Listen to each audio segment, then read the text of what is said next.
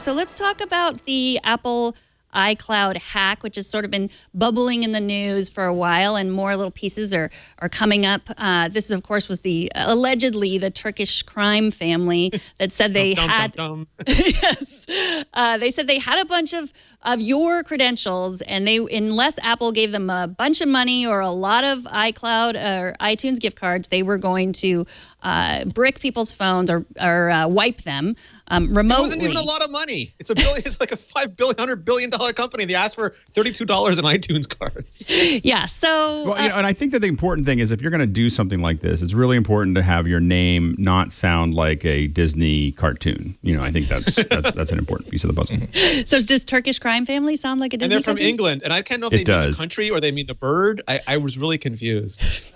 Yeah. So should we be terrified? That's ISP they're using. Yeah. Should we be terrified of this? It is completely farcical, and we should be not terrified but concerned, because what looks like they did is a bunch of different companies have been breached. We know this for years, like Home Depot. Yahoo's lost upwards of hundreds of millions of account details.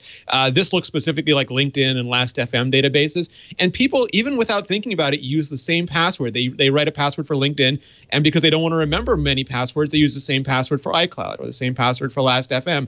So they found these breaches. They decided to try them on iCloud, found that they worked, and then bingo, they get into iCloud accounts. And they decided they wanted to make money off of this, and the fastest way they could think of was to say, Apple, give us all your iTunes cards, or we're going to wipe out and lock these accounts. So iCloud has not been breached. No one's broken into Apple servers, but because despite all the education and the best practices and the warnings we give, people do reuse their passwords, there are going to be a lot of people whose accounts are now vulnerable, and they might not even remember that they're vulnerable. So I think don't be panicked, but unless you are absolutely sure your password is long, strong, unique, and generated with 1Password, LastPass, or something else that can spit out pseudo-random chunks, go and change your password, and please, please, please turn on two-factor authentication, because that'll help prevent a lot of future shenanigans. I think the upshot of these stories is kind of like when you hear about a home fire somewhere near your town.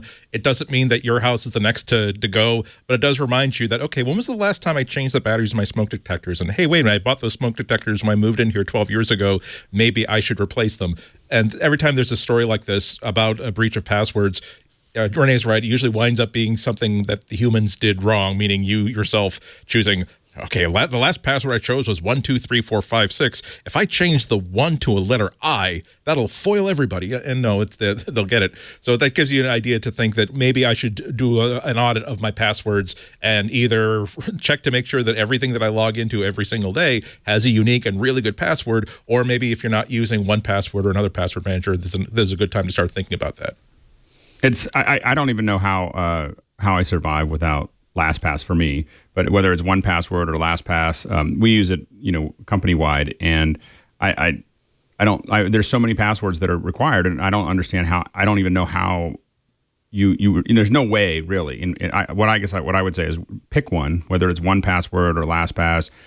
Pick a password manager. You got to use one if you're going to really do much on the internet, because there's no way that you can create a lot of passwords that you can remember for each site, unless you write them down, which of course defeats the whole idea. And I agree with Renee. Two-factor is important. I think we just have to realize that we're getting out of the time when things were okay and you didn't have to be worried about this. You pretty much have to be worried about it all the time. This is the next frontier of terrorism. So we just have to really understand that it's going on. Go ahead. It's like the real world. Let's say you never have the same key for your house. You would never have the same key for your house and your cottage and your kid's high school locker and your gym locker. Like, you just wouldn't use one key for that, because if you lost it, people would suddenly get into everything. And that's a real world example of this. Just don't have the same key for all of your internet accounts. And it sounds ludicrous, but people think it's inconvenient and they don't like the idea. And it's, but you seriously think about it like it's your house key. You want to make sure it's unique and it's really good. Yeah, well, that's the weakness of humans is the hysterically funny underpinning of everything. It not only affects users who choose really bad passwords, but it also means that even your bank and other services, they understand that people hate passwords and they lose passwords. And when someone's trying to hack a specific account, they can exploit that person can exploit that by saying, "Hi, it's my wife who set up our iTunes account, and we just set it up, and she needs me to go do this. But I know she's told told me to write it down, but I didn't write it down. And so I have my address. I can give you my social security number to prove who I am. Can you just like reset my password and change it to our new address? Because, oh God, we changed from Google Mail to Apple because the Google Mail is doing so badly. And because these tech support people are basically programmed to say, oh yes, people are idiots. They forget passwords. This happens all the time. They go into, oh, don't worry, sir. We'll help you. We'll change your email address to this new address you've given me. We'll reset your password and send you an email address to reset it. It really is a big flubadoo situation. Okay, so long passwords, strong passwords, password manager, two-factor.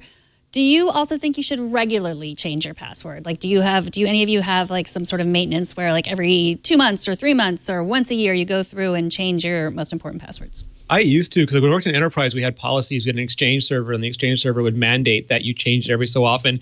But again, like to Andy's point, humans ruin everything because they would figure out the minimum number of passwords you could cycle, write them down on a piece of paper, literally on top of their desk, and then just go, okay, --6, comma. And then just use that one again. So I think it's important to do it. Like I try to get people to do it once a year because that doesn't seem too inconvenient. But I think the companies, like right now, if you change an iCloud password, it's theoretically transparent, but it starts hitting a lot of services. And then every phone, every iPad, every Mac you have, sometimes FaceTime and iMessage will ask you separately. Sometimes iCloud Drive will, and it becomes a lot of overhead. So I think absolutely, if you have a reason for concern, like there is a breach like this of unrelated accounts that happen to the same password and you're not 100% sure, change your password. Otherwise, make it national password change day in your house every New Year or every spring cleaning day, and then do it as a family as part of that project. I have to admit, I tend to update it sitting in when I'm waiting for planes. Like I have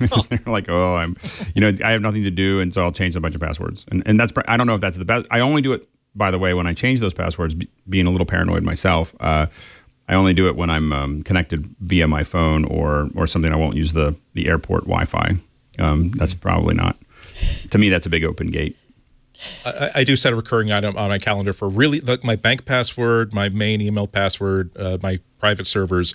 Those are things where I do have an email alert that pops in to say, oh, by the way, have you changed these passwords? I don't change everything, but nonetheless, if you're not diligent, there are times where things autocomplete and autofill in makes you forget that maybe you chose this password 8 years ago before you decided that 4 letters is no longer strong enough.